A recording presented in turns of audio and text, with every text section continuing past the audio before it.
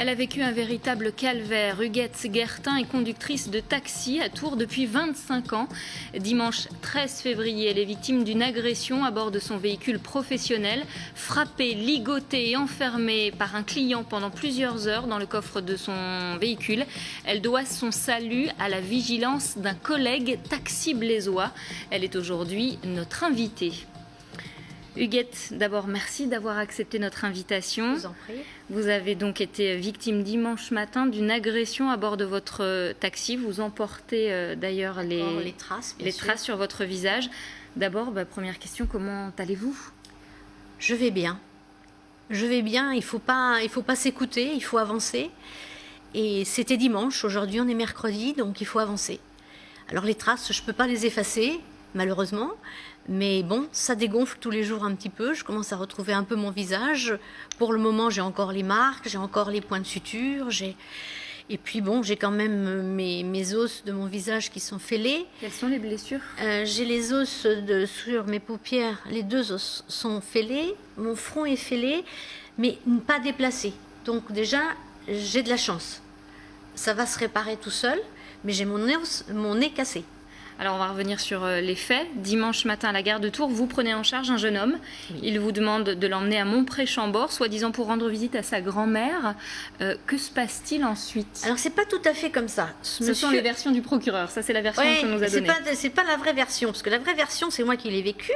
Donc je vais vous donner les vrais. La vraie version. Il est arrivé à la gare, il est venu, j'étais la première, parce que mon collègue devant a pris une course, donc je me suis retrouvée la première. Et là, il me demande si je veux bien l'emmener à Montpré-Chambord. C'est pas Chambord. Et là, je lui dis, oh, écoutez, monsieur, moi, non, je vous emmène pas. Vous prenez mon collègue derrière, je vais pas si loin.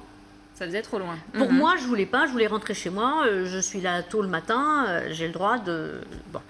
Et il me dit, bon, c'est pas grave, vous me déposez au bout du boulevard Horteloup. Je dis, ah bon ? Il me dit, oui, il y a une petite place. Bon. Je dis, mais vous savez, je vais pas plus loin. Et j'arrive devant la place Oiseau d'Entraigues, je mets mes feux de détresse, je me gare à l'arrêt de bus, je lui dis, vous pouvez descendre. Et là, il me dit, ah mais non, mais attendez, on est à l'entrée d'autoroute, maintenant vous m'emmenez à Montpré-Chambord. Bon, nous voilà partis. Il me dit, de toute façon, dans 1 heure, vous êtes de retour. C'était pas tout à fait ce qui était prévu dans sa tête, à mon avis. Donc, nous sommes partis, et c'est pas Montpré-Chambord, il allait à Tours-en-Sologne. On arrive à un endroit qui commençait déjà à moins me faire plaisir. Il y avait des bois, il y avait tout ça. Je me suis dit, oula, ça sent pas bon. Bon, et on arrive à une patte d'oie, un chemin qui s'en va vers la droite dans les bois, et un chemin vers la gauche où il y avait 2 maisons, 2 longères. Donc, et lui, il a dit, non, ma carte bleue, elle est chez ma grand-mère, on va aller la chercher. Bon, nous, à la partie, chez la grand-mère. Il me dit, et puis après, vous m'emmènerez à Montpré-Chambord, chercher de l'argent au Crédit Agricole. Moi, je lui dis, mais c'est pas la peine. Je prends la carte bleue. Ah d'accord. Alors je dis, ça pose pas de problème. Il me dit, non, mais je préfère vous donner des espèces. Bon. Je tourne ma voiture prête à partir, toujours. Je fais ça quand j'attends un client. Et j'ai eu le malheur d'éteindre le moteur de ma voiture. Je n'aurais pas dû. Parce que quand il est revenu, alors il avait laissé son sac à l'arrière de moi. Quand il est revenu, il est passé devant ma voiture. Il a récupéré son sac. Il a pris son sac, il l'a posé par terre, il me dit c'est toujours 250 €. Je dis non, c'est 245 parce que j'avais vu le prix de l'autoroute auquel je me souvenais plus trop. Et je lui dis c'est 245 exactement. Et il me dit, là il se relève et c'est là qu'il me gaze. J'ai des lunettes et j'ai toujours mon masque avec les clients, avec le Covid. Bien sûr. Donc j'ai toujours gardé mon masque et mes lunettes. Et c'est ça ce qui m'a protégée de la bombe lacrymogène. Donc quand il a vu que ça faisait pas d'effet, ça l'a mis en rogne. Et là, il est monté dans les tours. Et c'est là où, moi, je me suis renfermée à l'intérieur. Mais le problème, c'est que ma vitre n'était pas remontée. Parce que mon contact était éteint. Bon, voilà. Donc, il a passé la main à l'intérieur pour ouvrir la portière. Il m'a tiré par mes vêtements. Et puis moi, en sortant de la voiture, je suis tombée. Et là, il m'a fichu 2 gros coups de poing avec la bombe lacrymogène dans la main. C'est ça ce qui m'a ouvert l'arcade sourcilière et sous l'œil. Et évidemment, moi, je ne me laissais pas faire non plus parce que je lui faisais des coups de pied et tout. J'essayais de taper tout ce que je pouvais. Et quand il a vu comment j'étais, il a sorti un câble électrique de sa poche. Un câble électrique avec une prise de courant d'un côté et avec une sorte de domino de l'autre. Et il m'a attaché les mains avec ça. Donc ça, c'était déjà prévu. Pour moi, c'est prémédité, ça. La suite est qu'il a voulu m'emmener au coffre, il ouvre le coffre de ma voiture, il m'emmène au coffre. Je fais, ah non, non, non, pas au coffre. Ah, bah, et là, des coups de pied, évidemment, hein, je me débattais. Il a retrouvé un autre câble qui lui appartenait, pas à moi, parce que je n'en ai pas. Et là, il m'a attaché les pieds. Et il m'a balancé dans le coffre, il a fermé le coffre. Et puis moi, je veux aller à l'hôpital parce que je sentais, ça saignait, l'arcade sourcilière saigne. Ouais.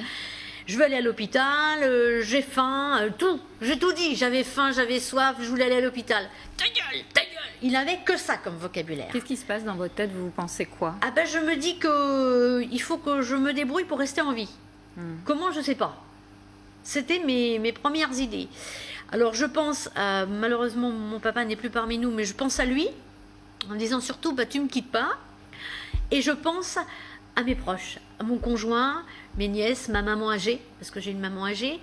Et je me dis, mais il ne faut pas qu'elle apprenne ça, quoi, parce que ça va la rendre malade, quoi. Vous pensez aux autres, hein. Alors je vous veux êtes pas dans qu'elle le coffre me voie de comme votre ça. voiture. Enfin, ah oui, non, mais je pensais plus aux autres qu'à moi, en fait.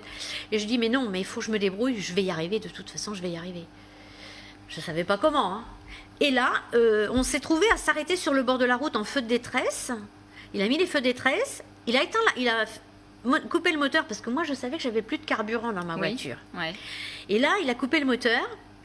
Il a fermé la voiture à clé.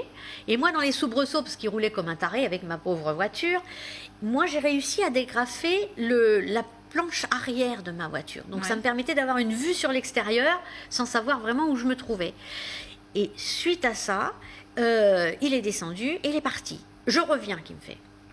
Je me suis dit, merde, j'espère qu'il ne fait pas brûler la voiture. Déjà, c'était ça qui... Alors, j'écoutais moindre bruit. Et puis, j'entends quelqu'un qui revient. Il lui dit, mais je n'ai que 2-3 litres de gasoil.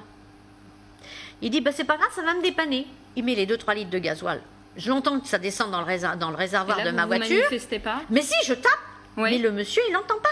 D'accord. Parce que le pire, j'ai appris... Et j'ai découvert ça parce que j'étais dans le coffre de ma voiture. C'est carrément insonorisé, quoi. Ceux de l'extérieur ne nous entendent pas. Je gueulais, je criais, je tapais, mais rien à faire. Donc votre salut, vous le devez à un conducteur de taxi blésois, puisque l'homme s'arrête après pour faire le plein dans une station-service. C'est ça. Et là, lui, quelque chose lui met la puce à l'oreille. C'est ça.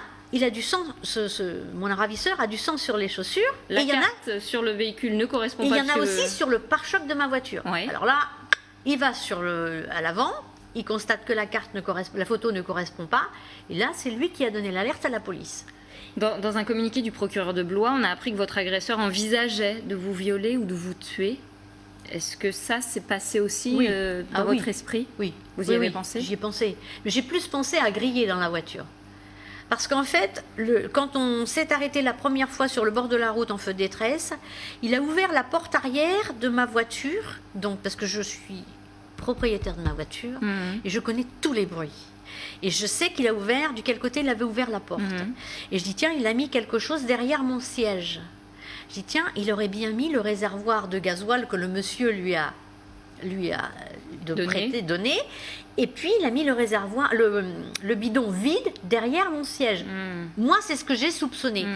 Quand la police m'a montré les photos avec 3 bidons d'essence de 2 litres mis derrière mon dossier, mon siège de conductrice, là, je me suis dit non. Là, ce qui m'attendait, c'était d'être grillée. On n'en sait plus sur votre agresseur. On sait qu'il a un casier judiciaire bien rempli, 19 mentions, qu'il venait de sortir de prison depuis 6 mois. C'est ça, j'ai appris. Dans quel état d'esprit vous êtes? Vous dites, vous avez eu de la chance dans votre malheur? Oui, j'ai eu beaucoup de chance. Je pense que je devais avoir mon ange gardien avec moi, je pense, mais oui. J'ai eu beaucoup de chance. Et je crois que je dois beaucoup de choses à mon collègue de Blois. Ça, c'est sûr. Est-ce que vous l'avez rencontré, votre collègue de Blois? Je ne l'ai pas encore rencontré, je l'ai au téléphone. Mais il sait que je veux le voir parce que, non, pour moi, c'est important aussi. Et puis, c'est grâce à lui que je suis encore en vie. C'est ça ce qu'il faut penser surtout. Vous pensez qu'il aurait pu agir? Si il n'avait pas fait cette démarche qu'il a fait, mon collègue blésois, s'il n'avait pas fait cette démarche, j'étais sûre de griller, parce que si mon ravisseur avait pu changer la roue de ma voiture, on partait pour quelle destination? Aucune idée. Dans le milieu des bois, certainement. Et avec ce qu'il y avait à l'intérieur de la voiture, je n'étais pas là pour rester en vie. Ça, c'est sûr. Vous envisagez de reprendre votre métier de taxi au terme de votre arrêt de travail? Là, vous avez 8 jours d'ITT. J'ai plus de 8 jours. Je suis plus... allée voir mon médecin traitant hier qui m'a mis 45 jours. Ouais. Parce qu'avec mes blessures, il m'a dit ça se remet pas comme ça, mais si on veut que tout soit bien, il faut 45 jours. Et par contre, j'ai bien l'intention de reprendre. Oui. Et si ma voiture avait été encore en forme, enfin on va dire dans bon état, j'aurais repris le volant de la voiture. Celle-ci, ça m'ennuie un peu parce que j'ai des souvenirs qui m'intéressent pas trop, mais j'ai l'intention de reprendre. Je suis à 2 ans de la retraite. Je ne vais pas le lâcher comme ça. Et c'est pas le ravisseur qui va me verser pour m'entretenir pendant 2 ans. Parce qu'il ne faut rien. C'est fait partie de ce qu'on entretient à longueur d'année. Et à un moment, il faut que ça s'arrête, quoi. Vous avez, vous l'avez dit, 24 ans d'expérience, 25 ans en tant que chauffeur de taxi. Est-ce que vous étiez préparé à vivre ça? Est-ce qu'on vous Je ne pensais pas que ça serait si violent. Je pensais que ça pouvait m'arriver, mais je ne pensais pas que ça irait avec une telle violence. Parce que ça m'est déjà arrivé d'emmener des clients qui me disent « Vous n'avez pas peur que je vous agresse ?» Et moi, je leur dis « Bah si, il faut commencer tout de suite pour voir la réaction. » Votre agression a pointé du doigt le manque de sécurité des conducteurs de taxi. Oui.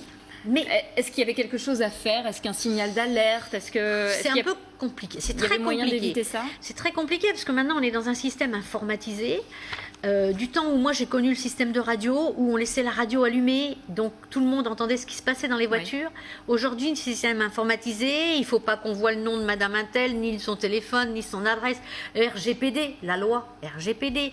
Donc tout ça devient très compliqué. Donc, mettre un bouton, oui, mais il faut que le bouton soit caché, facile d'accès, non visible de celui qui nous agresse. Pas simple. Je suis pour, mais pas simple. Il faut réfléchir à tout ça. C'est pas évident. Et j'avoue qu'aujourd'hui, je pense que je dois aussi, alors, en dehors de mon collègue, la protection que l'on a dans nos voitures pour le Covid. Moi, j'ai un plexiglas qui est entre moi et derrière mes sièges de voiture avant, avec la séparation des clients à l'arrière, une feuille de plexiglas. C'est pas très élégant parce que je trouve pas ça très élégant, mais je pense que ça m'a bien aidé. Parce que sinon, son câble électrique m'aurait servi un peu avant dans un bois et qui s'en serait servi pour me le mettre autour du cou. Ça, c'est sûr. Merci Huguette de votre témoignage et puis bon rétablissement. On sent une femme de courage, une femme qui n'a pas envie de se laisser abattre. Hein. Non, pas du tout. J'ai bien l'intention de repartir sur des bonnes bases, on va dire. Bon, on vous souhaite un très bon rétablissement. Merci beaucoup. Merci. C'est la fin de cet invité de la rédaction. Merci à vous de l'avoir suivi. Tout de suite, un nouveau programme sur TV Tour Val de Loire.